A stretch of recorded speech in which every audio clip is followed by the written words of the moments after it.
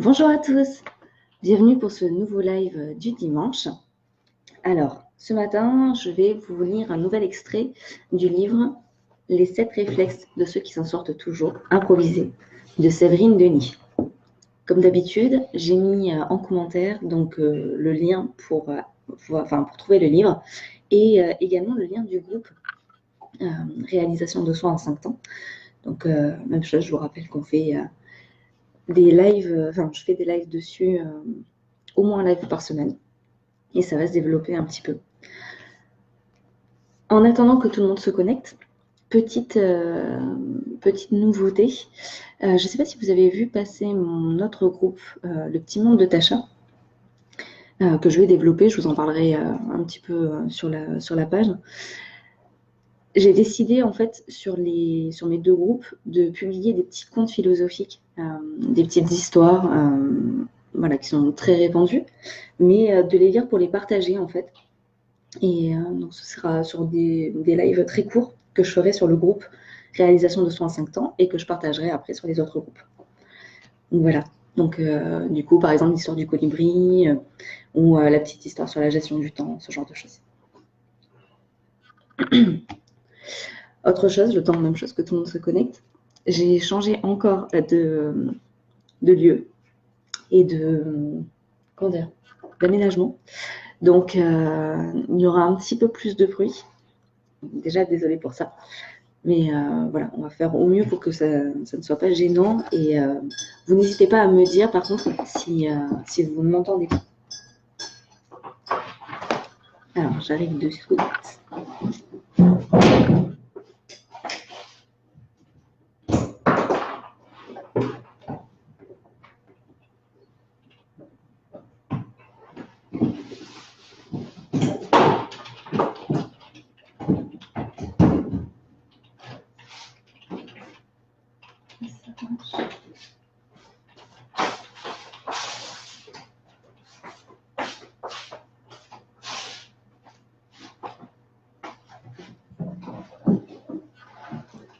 Voilà, c'est mieux. Que la batterie ne nous lâche pas en plein milieu. Alors, comme d'habitude, je ne sais pas pourquoi la webcam coupe de temps en temps. Donc voilà, si ça arrive, je referai un live en 2 parties comme la semaine dernière. Je n'ai pas trouvé de solution. Donc, mais ce n'est pas grave.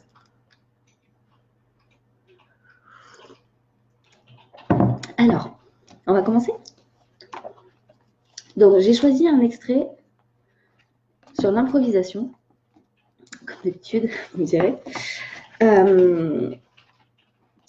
qui ressemble, enfin, c'est un lien un petit peu, un lien assez direct avec un livre dont je vous ai parlé déjà et dont je parle beaucoup sur le groupe.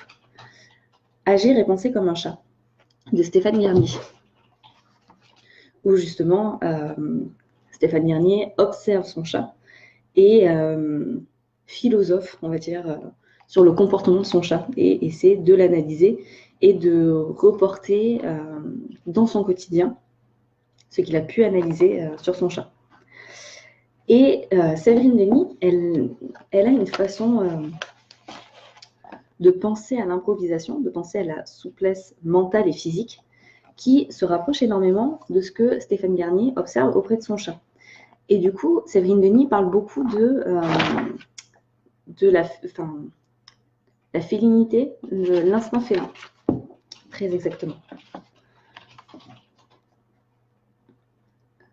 C'est parti. Optez pour une stratégie de velours. À propos de délicatesse et de lourdeur, les expressions populaires mentionnant des animaux sont d'une rare pertinence imagée. On dira d'un individu qui manque de délicatesse qu'il a agi comme un éléphant dans un magasin de porcelaine. En revanche, pour illustrer la délicatesse, on évoquera un chat marchant sur une table encombrée d'objets fragiles. Difficile en effet de ne pas être fasciné par l'habileté parfaite avec laquelle le petit félin slalome entre les plus fragiles objets sans en renverser un seul.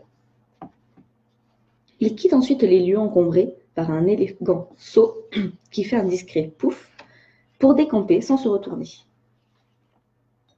Conjuguer velours et félin va de soi pour tout le monde et leur stratégie d'approche, que ce soit pour chasser, se déplacer ou s'occuper de leurs petits, déclenche volontiers en nous un ramollissement. Sans doute parce que cette délicatesse tranche avec leur potentiel de férocité. Bien que l'humain soit un animal très évolué, très doué et plein de ressources, il faut bien reconnaître que la délicatesse n'est plus réellement la ressource à laquelle nous faisons le plus souvent appel pour régler nos divers petits problèmes relationnels.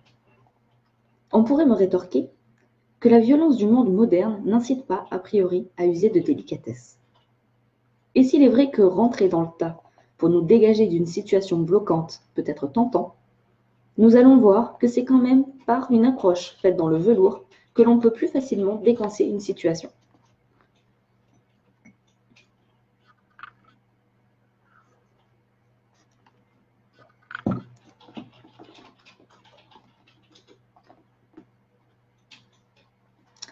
Je l'ai déjà souligné dans mes ouvrages précédents, la pratique de l'improvisation sous sa forme québécoise de match pousse la plupart des débutants à jouer l'affrontement. Les matchs d'improvisation ont été inventés sur le modèle des matchs de hockey sur glace.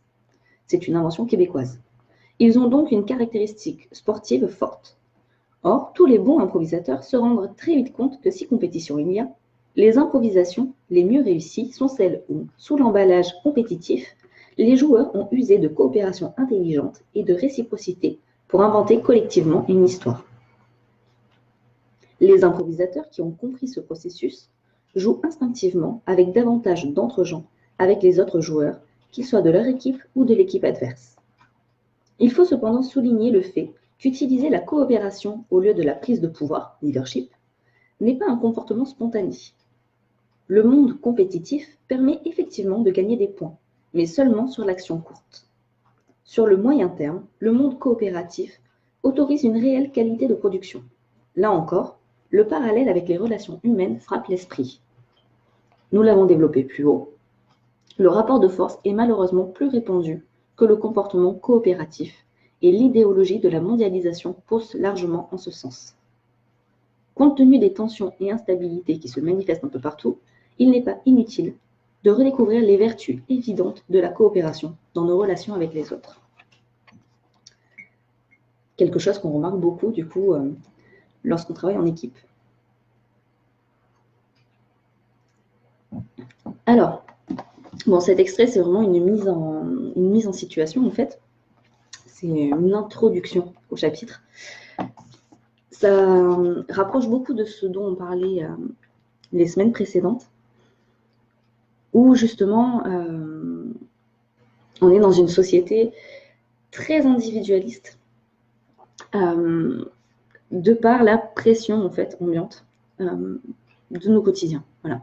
Avec cette manie, on va dire, de ne pas vouloir perdre de temps, de vouloir à tout prix viser l'excellence et viser le, on peut dire ça, la productivité de toute façon.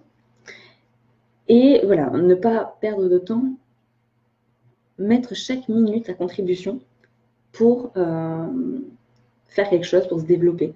Voilà, donc c'était justement la grande différence, on en avait parlé, entre profiter de l'instant présent, vivre les choses en pleine conscience, et avoir une vie ultra productive et ultra riche.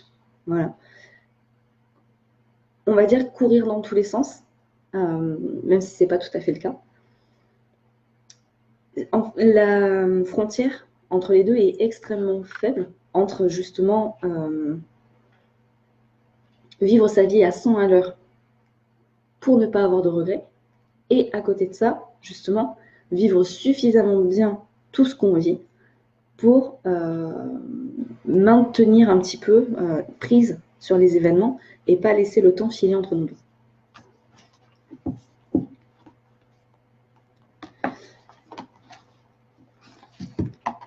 Du coup, dans cet extrait, Séverine Denis revient un petit peu sur le fait qu'il est très simple, en fait, d'aller à la confrontation pour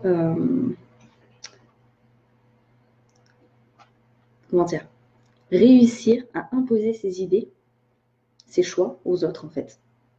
C'est beaucoup plus compliqué de faire en sorte que chacun ait son mot à dire et que chacun travaille de façon coordonnée et de façon bienveillante en fait.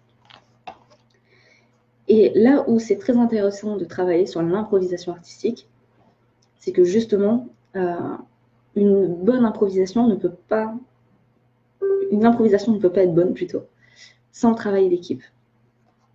Si on n'écoute pas, si on n'est pas à l'écoute, si on n'observe pas les autres membres de l'équipe, on ne peut pas réussir une bonne improvisation.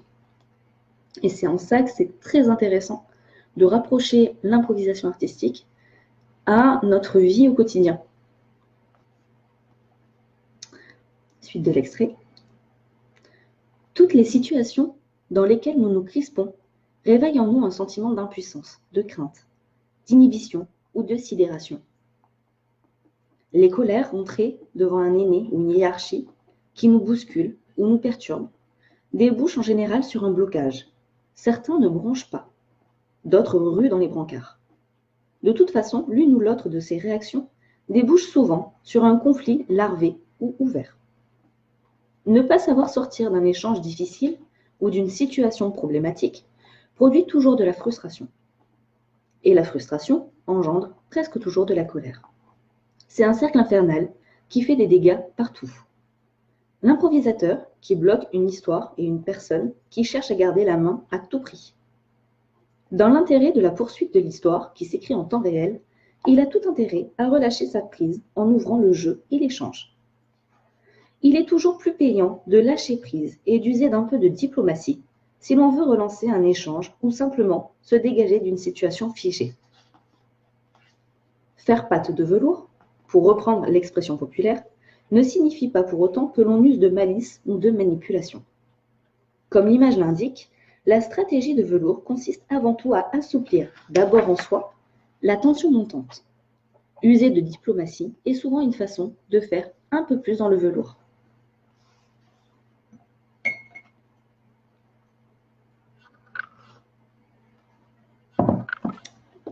À la suite de l'extrait, Séverine Denis nous parle d'une... Comment dire? Pas d'une réunion, mais d'un jour en entreprise. De toute façon, c'est le titre du paragraphe, un jour en entreprise. Séverine Denis, elle est très intéressante. Elle fait beaucoup donc, de coaching, elle est prof de théâtre, elle fait beaucoup d'improvisation, de matchs d'improvisation. Et ce que j'aime bien, c'est que comme elle va sur le terrain dans les entreprises, qui techniquement ne sont pas ouverts en fait à l'improvisation artistique, pas toujours en tout cas, elle a toujours des façons de montrer en fait nos propres blocages à travers des expériences qu'elle vit dans des entreprises. C'est pourtant des entreprises qui peuvent être extrêmement différentes des nôtres, avec des personnes très différentes de nous. Et pourtant, en réalité, on se rend compte qu'on a tous plus ou moins les mêmes mécanismes, les mêmes comportements automatiques, en fait, parce que on s'est tous mis un peu dans un moule. Et du coup, je trouve ça très intéressant, la façon dont elle analyse les situations et dont elle analyse en fait la pensée des personnes qu'elle rencontre. Un jour en entreprise, j'ai dû me rendre à une réunion organisée par un très gros groupe du secteur hospitalier français. Compte tenu de la complexité inouïe des organisations dans ce secteur professionnel, mes collègues d'improvisation et moi-même avions été sollicités pour réaliser une intervention d'improvisation sur mesure. Afin de comprendre dans quel environnement et pour quel public nous allions œuvrer, j'ai donc été conviée par certains responsables du groupe. Il faisait plutôt très beau ce jour-là. Le soleil généreux accentuait ma bonne humeur et c'est la tête légère que je rejoignis la réunion. Je fus accueillie dans une salle assez vaste et totalement impersonnelle, comme la plupart des salles de réunion. Pas moins de 25 personnes étaient assises autour d'une grande table ovale. À l'une des extrémités, une femme très élégante, d'âge moyen, et dont le visage plutôt beau, dégageait une autorité évidente. Le reste de l'assemblée était composé de femmes et d'hommes, tous vêtus de blanc, gris et noir. Une touche discrète de couleur, ici ou là, autour du cou ou sur les épaules d'une jeune femme, rien de plus. Dès mon entrée, et compte tenu de ma bonne humeur, j'affichai un large sourire et adressai à l'assemblée un sonore « Messieurs, dames, bonjour ». Et j'attendis que l'on m'invitât à m'asseoir. Il s'écoula quelques instants avant que la dame élégante m'indique une chaise. Comme mon salut ne fut suivi d'absolument aucune réponse, ni d'aucun sourire, même timide, je mesurai immédiatement l'état d'esprit des gens réunis là. À l'évidence, je paraissais comme une étrangeté dans cet univers administratif où le non-dit et la modernité se fondent dans le gris-perle, le blanc mat et le top des murs. Mon instinct m'indiqua illico la nécessité de modifier mon comportement et de faire dans le feutre que l'atmosphère elle-même émettait. Je décidai de m'asseoir exactement face à la directrice élégante à l'opposé de la table. Ainsi, nous étions face à face et nous avions l'une comme l'autre le reste de l'assemblée à droite et à gauche. Assise à cet endroit stratégique, je savais que mon regard embrassait la totalité de l'assemblée et que la directrice et moi occupions ainsi les deux pôles de la table. Je me calai tranquillement au fond de ma chaise et attendis que l'on me demande de me présenter. Ayant capté quelques réserves ou méfiances dans le regard de certaines personnes de l'assemblée, je pris la décision de rassurer d'abord les participants. Je me présentai rapidement et exposai que le principe de nos interventions improvisées, mais plutôt que de monologuer, je décidai d'ouvrir un échange avec les participants en posant régulièrement des questions simples sur leur métier et leurs difficultés. Nous échangeâmes ainsi pendant une bonne heure, au cours de laquelle je ne collectais que des infos sur l'état d'esprit des personnes présentes et leurs craintes anticipées. Bien que l'accueil de ces personnes ait été extrêmement déstabilisant, le feu vert qui me fut donné peu de temps après me permit de pouvoir affirmer à quel point la stratégie de velours dans le relationnel demeure l'une des seules approches susceptibles de rassurer et de débloquer certaines situations. Cela dit, il est évident qu'il ne doit y avoir dans cette façon d'agir aucune arrière-pensée manipulatrice. Même si nous nous trouvons dans une situation de vente à réaliser, contrairement à l'idée reçue, la vente ne se fait pas par la manipulation de l'autre.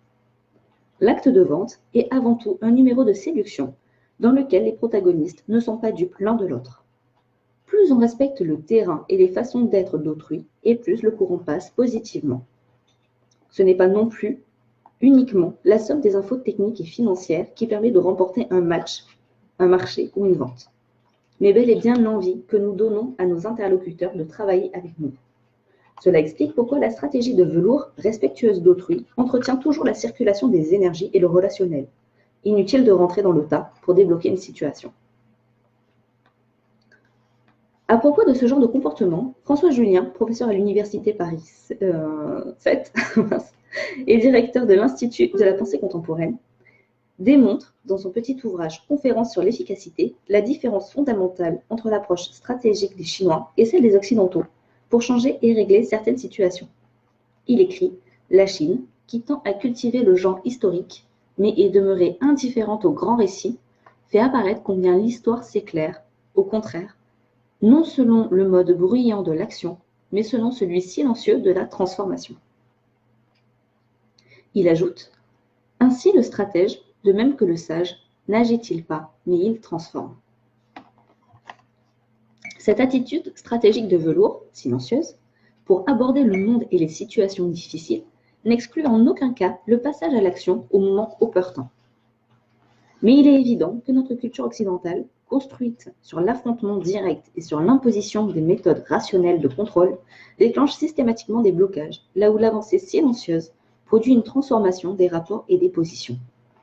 Et j'insiste sur le fait qu'il n'y a pas plus d'hypocrisie ni de manipulation dans cette approche de velours que dans notre façon rationnelle de délivrer des vérités techniques dont le sérieux serait la garantie de son efficacité. C'est même souvent le contraire. Mes nombreuses années d'observation et de pratique d'improvisation permettent d'affirmer que toutes les improvisations ratées résultent d'actions imposées brutalement, de prises de pouvoir individuelles et de jeux égotistes. Un improvisateur de haut niveau sait maintenir la circulation des énergies et des idées sans les imposer par directivité. Avant de lire la mise en application de cet extrait, on va peut-être un peu échanger dessus.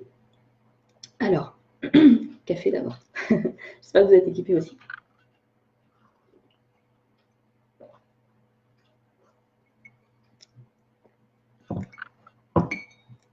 De quoi parle Séverine Denis dans cet extrait? Alors, elle parle bien entendu de notre façon de penser très occidentale, où justement, pour gagner du temps, être ultra productif, on va, au lieu d'écouter et au lieu de chercher à comprendre la personne en face de nous, on va uniquement chercher à imposer nos souhaits, nos envies, notre façon de voir, nos opinions. Parce que pour nous, dans notre pensée, c'est un gain de temps certain. S'il n'y a pas de débat, il n'y a pas de temps perdu dans ce débat. Parce que c'est comme ça, aujourd'hui, que nous voyons les choses. Après, ça, c'est vrai que c'est imposé, entre guillemets, dès notre plus jeune âge. C'est déjà imposé avec l'éducation, avec notre scolarité. Même un professeur, d'ailleurs, doit appliquer les méthodes d'enseignement qui lui sont données par les hautes sphères, parce que c'est un gain de temps et c'est une façon plus productive et plus efficace d'enseigner. Du coup, il n'y a pas de relation d'échange, en fait, entre l'élève et le professeur, puisque le professeur applique les règles et distribue en fait le savoir d'une certaine façon à 30 élèves différents, mais dans une même classe, parce que c'est la façon qu'on lui a demandé, enfin, c'est de cette façon qu'on lui a demandé d'enseigner. Et en tant qu'enfant, on se retrouve aspiré dans cette façon de faire, en fait, dans cette façon de vivre. Et du coup, on applique exactement les mêmes choses arrivé à l'âge adulte, où justement, ça se voit beaucoup dans le management, où justement un chef d'équipe va avoir tendance à imposer ses idées, ses opinions, sa façon de faire, parce qu'il est persuadé au fond de lui que c'est la bonne chose à faire, mais sans communication, sans échange avec les membres de l'équipe, ce qui va rentrer en conflit direct, ce qui va pousser au conflit le manager, les membres de l'équipe, parce que les membres de l'équipe vont avoir une sensation, une sorte de rejet en fait automatique de ce qu'on leur impose de faire. Ça, c'est très humain. Et d'ailleurs, on va en parler juste après. Je crois. On verra. Du coup, le fait d'écouter, en fait, c'est vrai que moi, je suis dans le monde de la vente, donc forcément, cet extrait me parle énormément. Quand elle dit que la vente, c'est pas une manipulation, quand on vend quelque chose, en fait, on n'impose pas son point de vue. Et c'est là où toutes les stratégies de vente se rapprochent beaucoup, en fait, du développement personnel, très étonnamment. Parce que aujourd'hui, on va penser, pendant longtemps, on a pensé qu'un bon vendeur, c'était un vendeur qui vendait n'importe quoi à n'importe qui. Aujourd'hui, on n'est plus du tout dans cette optique-là. Parce qu'on est dans un monde ultra concurrentiel. Moi, en plus, je suis dans l'optique, alors forcément, ça me parle encore plus. On est dans un monde ultra concurrentiel. Et du coup, le bon vendeur, ça va être la personne qui va fidéliser le client. Et pour fidéliser le client, donc là, on ne pense plus sur des résultats à court terme, mais sur des résultats à long terme.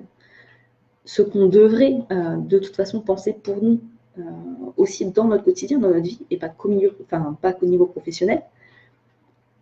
Lorsqu'on va penser à long terme, on va penser fidélisation du client, on va penser donc bien-être client, et du coup, on va justement plus être dans cette sorte de manipulation pour obtenir la vente de suite, parce que nous, le but, c'est de fidéliser le client sur du long terme. Parce que du coup, la fidélisation du client, c'est ce qui va faire que le bouche à oreille va fonctionner, que le client va nous emmener du monde et que nous allons, dans quelques années, revoir ce client. Et du coup, c'est du chiffre d'affaires qui va rentrer d'année en année. Ça, c'est sur le principe. Du coup, les techniques de vente pour la fidélisation du client sont exactement développées sur ce que Séverine Denis dit sur les matchs d'improvisation. Parce que au lieu de faire une confrontation entre le vendeur et le client, ça va être une sorte de danse où justement l'écoute et la communication vont être plus importants. Au lieu de présenter les qualités des produits, au lieu de parler en termes de bénéfices uniquement produits, et au lieu de parler, tout simplement. Moi, je parle beaucoup, mais au lieu de parler et de donner que des termes techniques et que des façons, que des arguments de vente à notre client, on va l'écouter, on va s'appuyer sur ses expériences, ses envies, ses besoins, pour lui parler du produit dont il a besoin et lui vendre de la meilleure des façons en s'appuyant sur ses besoins. Et ça, c'est exactement comme dans un match d'improvisation. Sauf que là, au lieu d'avoir un client et un vendeur, on va avoir 2 improvisateurs sur scène. Au lieu d'aller en confrontation pour que chacun des 2 improvisateurs donne leur façon de voir la scène, parce qu'une improvisation en fait théâtrale, ça se passe comme ça. C'est que, alors on pense beaucoup aux mots de papier dans le chapeau, mais l'idée générale c'est ça. On a un thème, une idée générale, il faut danser avec, il faut travailler avec. Lorsqu'on est tout seul, c'est compliqué, mais ça se fait parce que on a notre propre histoire, on a notre façon de voir les choses. Dès qu'il commence à y avoir le public qui rentre dans l'improvisation, ce qui est très souvent le cas, ou encore plus un autre improvisateur qui va devoir rentrer dans notre univers, parce que c'est ça en fait l'improvisation, c'est créer une histoire, créer un monde, créer un univers autour d'une idée, autour d'un exercice, autour d'un mot. Lorsque une personne va rentrer avec nous sur scène, et lorsqu'on va devoir improviser en duo, il faut que chacune des 2 personnes crée l'univers ensemble, crée le monde ensemble.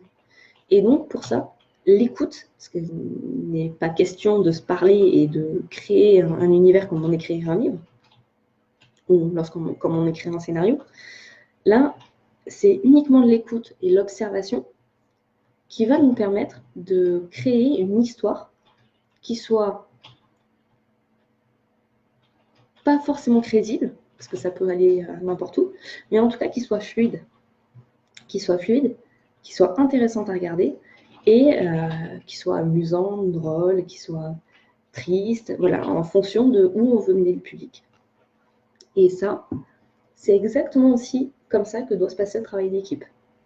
C'est que lorsqu'on doit atteindre un objectif avec plusieurs membres d'une même équipe, il ne faut pas qu'il y ait des idées qui se confrontent, il faut qu'il y ait des idées qui se nourrissent les unes des autres, afin de justement créer un tout homogène, fluide, parce que c'est comme ça en fait que l'équipe travaille ensemble et va créer un projet plus grand. Voilà. Mais une phrase, je ne sais même plus qui l'a dit tellement je l'ai entendue, mais c'est une phrase qui résume parfaitement ça. Tout seul, on va plus vite. Ensemble, on va plus loin. Et ça résume extrêmement bien, non seulement le travail d'improvisation, mais le travail d'équipe et tout simplement tout ce qui va être créé au quotidien. Seul, on va plus vite. Ensemble, on va plus loin. C'est une phrase qui correspond à tous les domaines de la vie, que ce soit le travail du couple, que ce soit le travail d'équipe, que ce soit le travail de famille, que ce soit le travail d'improvisation, le travail avec des amis. Tout ça, toutes ces situations peuvent être résumées comme ça. Seul, on va plus vite. Ensemble, on va plus loin. Encore un petit peu de café et on reprend la suite.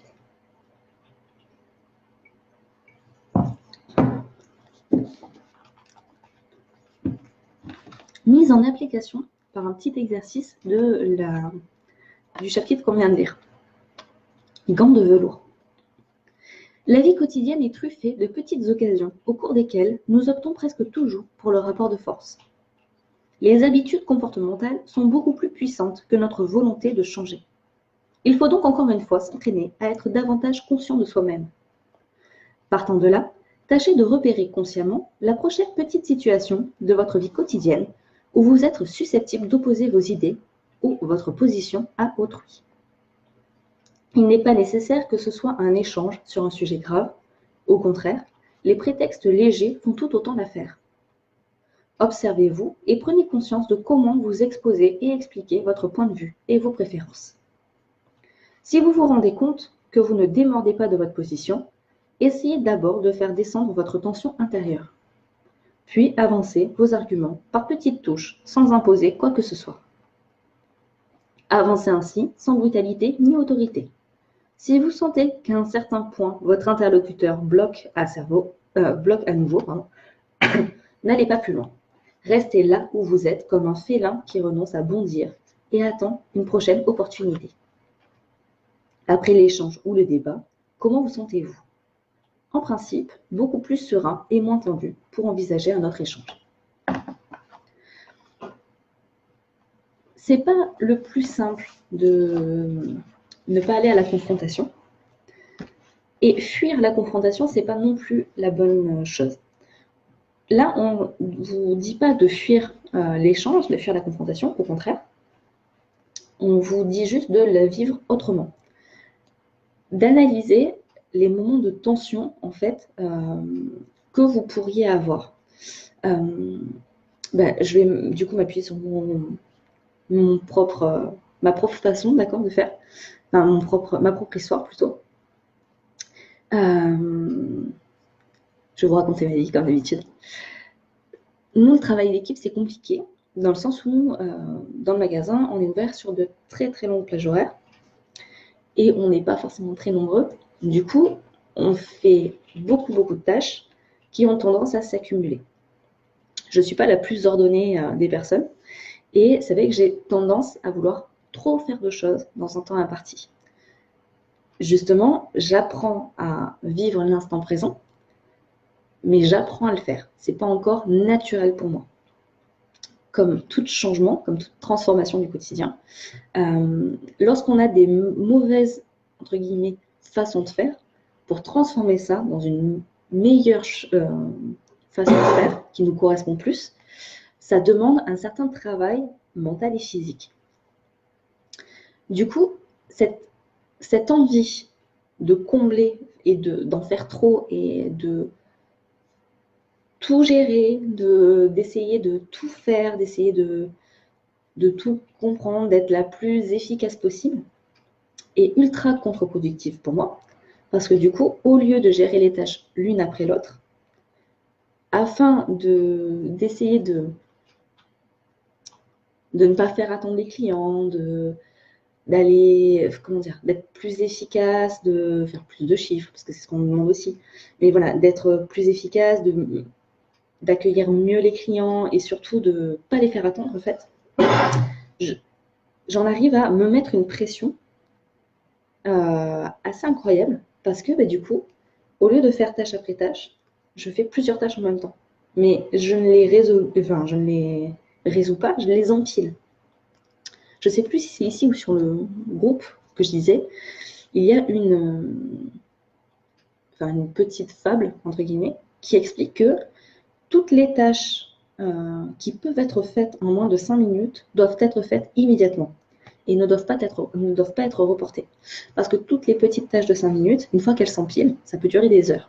Et il est très compliqué de se remettre dessus. Et c'est des petites choses bêtes, mais c'est tout à fait moins les petites choses que je peux empiler. Et malheureusement, en étant dans cette énergie de vouloir tout faire toute seule, ne pas déléguer et brasser de l'air, en fait, parce que c'est exactement ce que je fais, et ce que beaucoup de personnes font, j'en arrive à créer des conflits sans le vouloir, et à créer de la tension sans le vouloir. Du coup, ce que dit Séverine Denis dans cet extrait qui est super intéressant, c'est justement déjà de se comprendre, de s'écouter, de s'analyser et d'être beaucoup plus doux, en fait, d'avoir une attitude de velours et de ne pas chercher la confrontation, mais ne pas chercher la confrontation aussi avec soi-même. Et cette histoire de gants de velours, en fait, va permettre de gérer les objectifs, de gérer les situations avec beaucoup plus de douceur, uniquement dans l'observation, dans l'analyse. J'ai tendance à agir et réfléchir après. Lorsqu'on réfléchit et qu'on agit après, on analyse d'abord la situation et on va mettre en application la façon de faire la plus économe en termes de temps et en termes d'énergie. Et c'est comme ça qu'il faut agir, non seulement pour soi-même, mais dans sa relation avec les autres et dans toutes les petites choses du quotidien qui peuvent nous faire perdre du temps, qui peuvent nous faire perdre de l'énergie. Je n'en suis pas encore à une maîtrise complète, mais je trouve que justement, ce livre, cet extrait, explique très bien cela. Et j'espère que ça vous parle aussi. Et après, comme on m'a fait la réflexion, je fais ma propre psychanalyse, je fais ma propre thérapie avec la page Improviser votre vie. Et je vous invite à faire votre thérapie avec moi. On va prendre l'extrait, il est 38, on a encore un petit peu de temps. Je vais vous lire du coup l'extrait qui est juste après.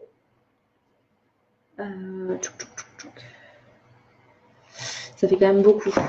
Alors, c'est pas grave, on va faire au moins se mouvoir avec souplesse, qui est directement lié à un gant de velours.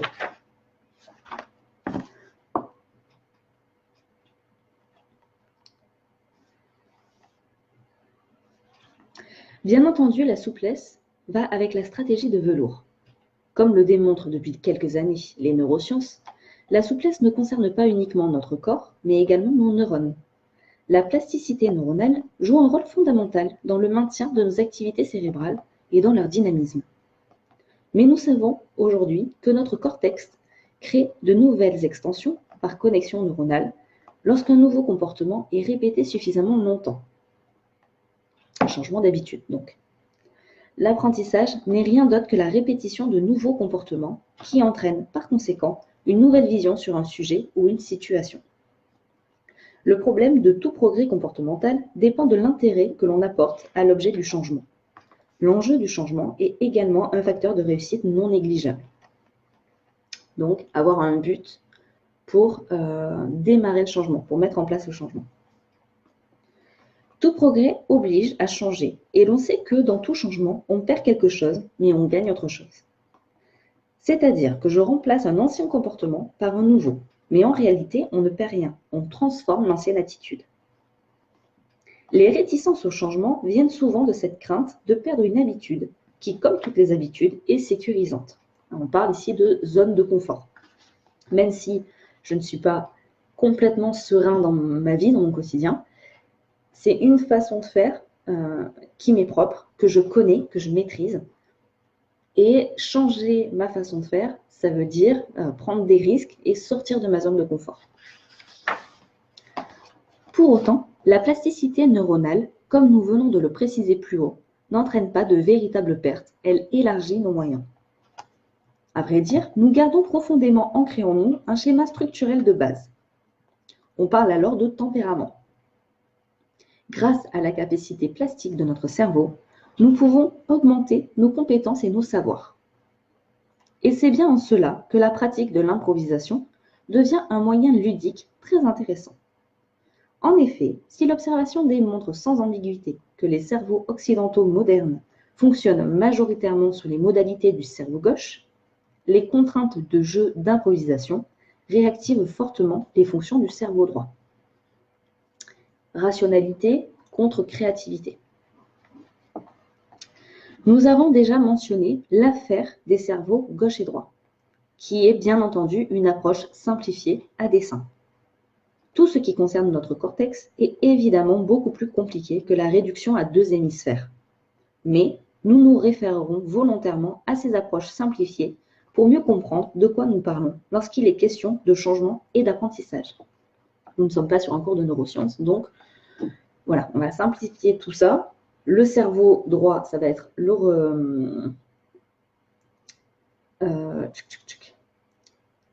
je ne mélange pas quand même les cerveaux, n'est-ce pas? Non, le cerveau droit, c'est c'est ça. Le cerveau droit, c'est tout ce qui va être rationnel, pardon, pas relationnel. tout ce qui va être rationnel, analyse. Et le cerveau gauche, ça va être tout ce qui va être justement improvisation, créativité, prise de risque. Nous avons déjà mentionné l'affaire des cerveaux gauche et droit, donc ça je vous l'ai lu déjà. Ah ben en plus c'était expliqué juste après. Sur son site club-positif.com, Christian Godefroy nous propose un tableau de repères simple que je reproduis ici. Alors, je vais peut-être vous partager directement le lien, ce sera plus intéressant. Hop. Positif.com.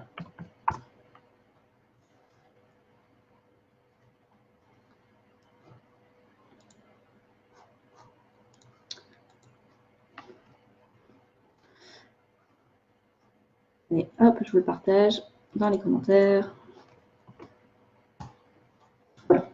Donc du coup, tableau de repères simple que je reproduis ici. Cerveau gauche, c'est le sens du temps passé, présent, futur. Langage séquentiel, détail, rythme, mathématiques, raison, approche, convergente, réaliste, explicite, objectif, successif, conscient.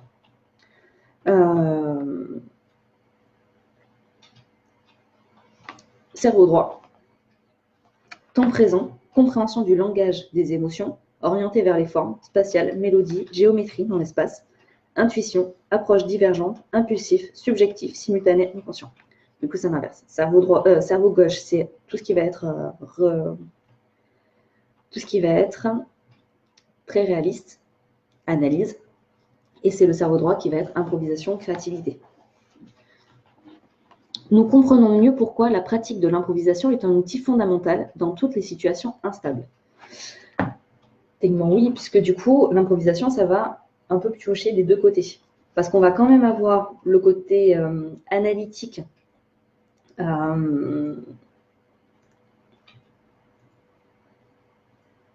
successif, conscient, parce que cerveau gauche, donc sens du temps, passé, présent, futur, langage, séquentiel, détail, rythme, mathématiques, raison, approche convergente, réaliste, explicite, objectif, successif, conscient. Donc ça va vraiment un côté très analytique en fait, très rationnel.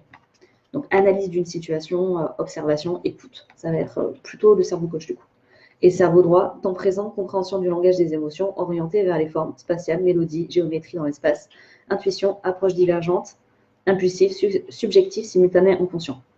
Donc cerveau droit, ça va être vraiment beaucoup plus émotionnel. Et du coup, plus créatif. Donc l'improvisation, ça va s'appuyer sur l'idée du cerveau gauche, donc tout ce qui va être très analytique, pour créer quelque chose qui va être forcément beaucoup plus sensible, beaucoup plus sentimental. Quoi qu'on en dise ou fasse, les sociétés du XXIe siècle ont fait exploser les repères classiques et stables d'antan, et nous tentons tous, ici comme ailleurs, de trouver de nouveaux équilibres sur un terrain qui s'est non seulement élargi, globalisation, mais est devenu instable partout où on pose les pieds. Dans un tel contexte, si à l'évidence les solides compétences du cerveau gauche restent vitales, il est en revanche urgent de réactiver nos compétences dites du cerveau droit. Ce sont en effet elles qui permettent de s'adapter à un tel contexte, car elles poussent sans cesse à agir en temps réel, à user de notre raison et de notre intuition, à trouver des modes de réactivité différentes, divergences créatives, et à savoir utiliser nos émotions.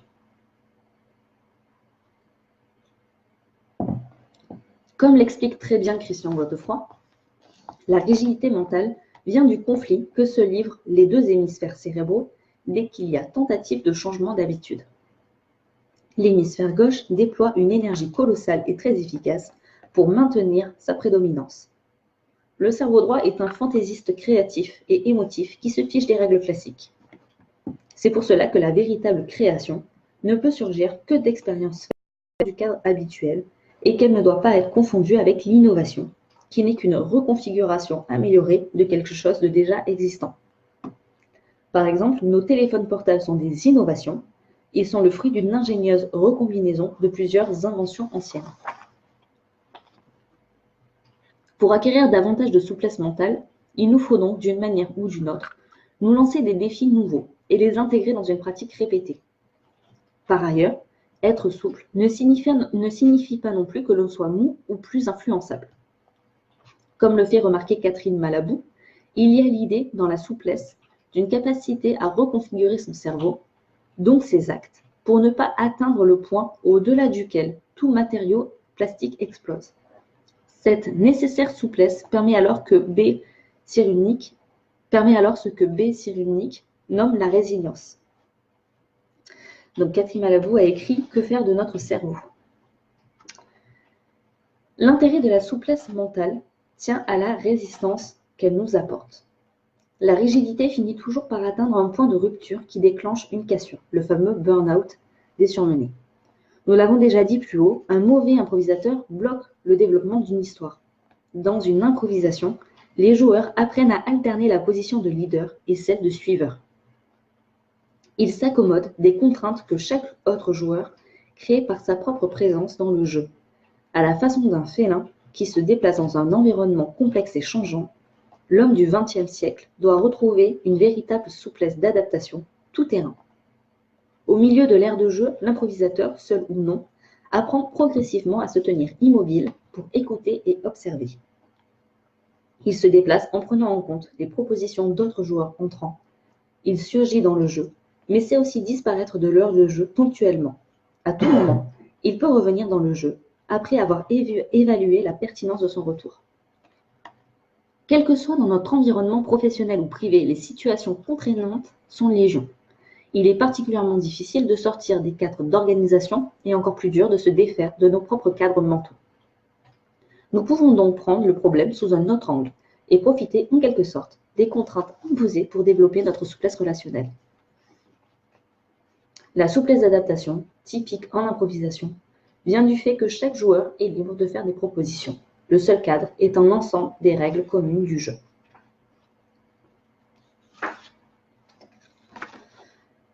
Un jour en entreprise.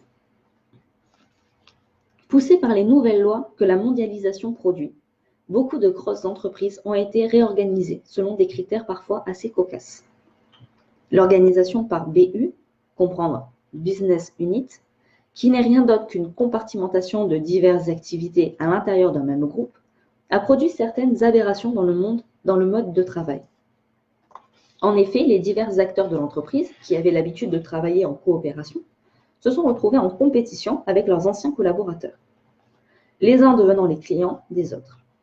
Pour réaliser ce nouveau type de collaboration compétitive interne, on a vu surgir des organisations dites en silo, dans lesquelles les collaborateurs devaient transformer leurs compétences, métiers pour justifier ces nouvelles organisations.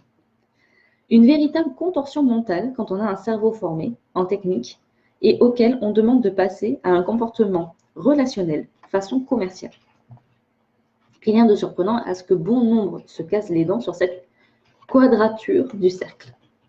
Dans une grande entreprise de transport français, soumise à certaines nouvelles organisations imposées par les nouveaux chantres du business mondial, nous avons été sollicités en tant que spécialistes de l'improvisation pour initier ces techniciens et ingénieurs aux arcanes de l'improvisation. L'objectif était d'apporter à ces personnes des aides concrètes pour élargir leurs compétences relationnelles. Le défi était difficile dans la mesure où on ne transforme pas un schéma mental bien structuré en quelques jours, à coup de théorie, fût-elle pertinente. Nous avons donc décidé d'emmener carrément ces ingénieurs et techniciens dans notre monde créatif et improvisé.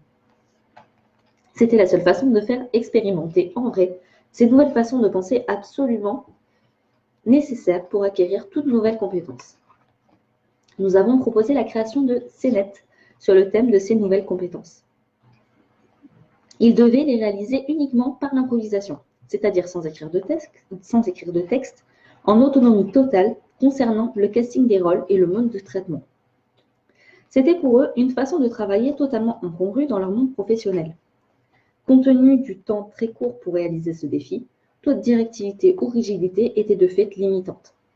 Dans de telles conditions, les tempéraments se révèlent très vite et s'auto-organisent d'une façon plus souple que lorsqu'ils se sentent obligés de suivre des processus prédéfinis. Le gain de temps est énorme lorsque les conditions d'action rapide sont requises. Les résultats furent étonnants. Dans chaque groupe, on constata un plaisir inattendu à réaliser ces défis. Les esprits se mirent à échanger sur un mode nettement plus fluide et créatif. Après restitution des scénettes devant public, tous les participants sans exception témoignèrent du plaisir retrouvé dans cette approche peu conventionnelle. Ils s'étonnèrent également de la souplesse inattendue expérimentée par l'utilisation de l'improvisation. Au niveau hiérarchique, il fut décidé que le mode dit en silo, ou BU, devait impérativement s'enrichir d'ouverture ou de passerelles pour revivifier l'échange réel entre les acteurs de l'entreprise. En clair, la souplesse des esprits ne peut se manifester que si les procédures le sont à minima.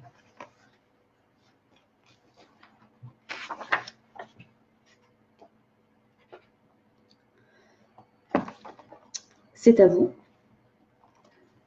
Petite mise en pratique du coup de ce chapitre, comme d'habitude. La magie des univers contradictoires. Prenez conscience des systèmes avec lesquels vous vivez et qui sont devenus des rituels inconscients. Parfois, il s'agit de simples habitudes bien ancrées. Repérez également les modes de pensée qui se manifestent d'une façon systématique lorsque vous avez des échanges avec autrui. Faites exactement de même dès que vous vous retrouvez dans une situation qui pose problème. Si vous constatez que vous vous accrochez à votre mode habituel de pensée, tentez de vous corriger en temps réel. Certes, ce n'est pas facile, c'est normal, votre mode de fonctionnement structurel n'aime pas être remis en cause. Pourtant, le fait même de relativiser le problème, de prendre du recul en adoptant une vision différente, entraîne votre esprit à user de diplomatie. Or, qu'est-ce que la diplomatie, sinon une souplesse d'approche d'un problème délicat? Vous constaterez que les blocages sont moins fréquents. Sans aller sur les petits jeux liés directement à l'improvisation, qu'est-ce que nous dit cet extrait? Changer notre façon de faire, notre façon de penser, changer nos habitudes, c'est compliqué parce que ce n'est pas naturel. On est justement dans une démarche, lorsqu'on se rend compte en fait qu'il y a quelque chose dans notre vie qui ne nous satisfait pas, qui ne nous épanouit pas, on a deux façons d'agir. Soit on décide de changer les choses, soit on se dit que de toute façon c'est comme ça, on n'a pas le choix et il faut faire avec.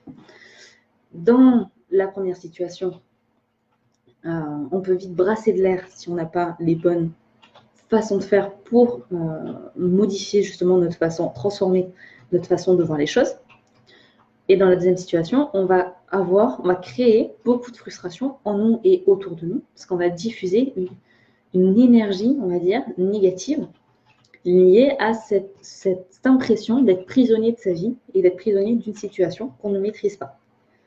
Alors que cette situation, on la maîtrise. Voilà. Personne ne vous a obligé à faire ce taf, à acheter cette maison, à vivre de cette façon, à vivre à tel endroit. Voilà, vous avez choisi de faire ça. Si vous n'êtes pas bien dans une situation donnée, si vous ne changez pas cette situation, c'est parce que vous n'avez pas envie de la changer.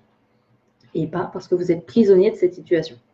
Bien entendu, il y a quand même des situations qui échappent à ce cadre-là, puisque voilà, il y a des situations comme la maladie par exemple, où là, à part changer notre état d'esprit, on peut difficilement changer la situation qui va derrière. Après, c'est là où on se rend compte qu'il y a vraiment des personnes qui vont vivre la situation, parfois de façon extrêmement bienveillante et extrêmement positive, alors que d'autres, dans une même situation, vont être extrêmement négatifs, très défaitistes et vont vite baisser les bras et justement s'auto-satisfaire dans cette sphère de négativité en fait. Donc, changer ses habitudes, c'est directement lié à l'analyse de soi. C'est directement lié à une thérapie personnelle en fait, où justement on va prendre le temps de faire un travail d'introspection. Donc, de mettre sur papier, parce que c'est quand même le plus efficace, voilà, faire un petit tableau. On en avait déjà parlé, c'est peut-être sur le groupe, on en reparlera. Donc, faire une liste des choses qui ne nous épanouissent pas dans notre vie. Et dans cette liste, mettre dans un tableau, en fait, quelles sont les situations négatives, quelles sont les situations positives, faire le, comment dire, l'équilibre entre les deux, essayer de noter en fait chaque situation pour voir s'il faut changer, s'il ne faut pas changer, ce qu'il faut changer, si c'est notre état d'esprit ou notre situation, la façon de le changer, tout ça. C'est vraiment un travail de longue haleine, c'est un travail de transformation où il va falloir analyser chaque petite chose pour se débloquer en fait des façons de faire, des façons de penser qui ne sont pas enrichissantes, qui ne sont pas bienveillantes pour nous. C'est pas le plus simple, c'est assez complexe d'ailleurs d'arriver à analyser tout ça. Il y a plein de petites choses qui vont vous bouffer votre quotidien, qui vont bouffer votre énergie. Vous avez des prises sur certaines d'entre elles et pas sur d'autres. Voilà. Du coup, c'est à vous de voir ce que vous pouvez faire, ce que vous devez faire pour élargir votre champ de possibilités et ne pas rester bloqué sur les éléments négatifs en fait, de votre quotidien. Exemple, beaucoup d'entrepreneurs en parlent, ne plus regarder les infos. Voilà. Alors, beaucoup de personnes vont dire, mais c'est une aberration, t'es pas au courant quand il se passe une catastrophe, enfin, ce genre de choses. Mais d'un autre côté, une catastrophe, est-ce qu'on a vraiment prise dessus? Est-ce que c'est vraiment utile de regarder les infos qui vont être bourrées de négativité alors qu'on n'a aucune prise sur ce qu'on va voir? Donc, voilà, après, c'est un choix personnel. Chacun fait ses propres choix. Mais ça fait partie de ces petites choses où, si ce n'est pas absolument vital, enfin, comme manger, ce genre de choses, à voir si ce que vous pouvez faire en fait pour que cette chose qui n'est pas vitale puisse puisse se défaire en fait, puisse ne plus vous bouffer l'énergie qu'elle vous bouffe. Et ça va être un travail d'analyse, ça va être un travail d'observation, ça va être un travail d'écoute pour nous, pour les autres, un travail global. Et du coup, apprendre justement cette souplesse mentale, cette souplesse aussi physique, mais surtout cette souplesse mentale, et cette façon d'agir avec les autres tout en velours, justement, comme on l'a vu dans l'extrait, c'est ça qui va permettre de débloquer des situations et de débloquer nos relations avec les autres. Comme je disais, c'est pas le plus simple. On retravaillera là-dessus. Je vous laisse sur cette petite réflexion philosophique, mais pas que philosophique, et ce petit travail sur vous-même que je vous invite à faire, ce petit travail d'introspection. Nous en avons parlé sur le site, nous en avons parlé sur la page, nous en avons parlé dans le groupe Réalisation de 65 temps. Pour rappel, je vous ai mis en commentaire le lien pour rejoindre le groupe si vous le souhaitez. Nous faisons un live par semaine, donc je vous invite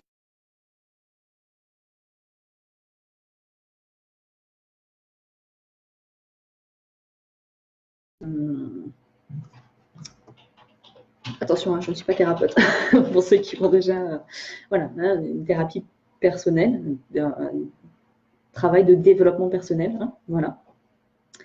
La semaine prochaine, dimanche prochain, il n'y aura pas de live, ou peut-être le soir, mais je ne suis pas sûre. Donc je vous tiens informé, comme d'habitude, de la présence ou pas du live et de l'heure à laquelle le live sera fait. Et je vous invite à me rejoindre du coup sur le groupe et je vous partagerai donc très bientôt, dès que je commencerai à les tourner, les petits contes philosophiques pour philosopher au quotidien et analyser les situations qui nous entourent d'une autre façon. Voilà. Merci à tous d'avoir regardé ce live. Merci à tous ceux qui le regarderont en différé. Je ne sais pas si vous avez vu, mais sur la chaîne YouTube, j'ai exporté les lives pour les partager aux personnes qui ne nous rejoignent pas sur Facebook. Donc voilà, si vous voulez regarder les lives en différé, vous avez loupé une partie, vous pouvez les regarder sur Facebook, mais également maintenant sur YouTube. Merci à tous, je vous souhaite une très bonne journée, un très bon dimanche, et on se voit bientôt pour un prochain live. Bye bye!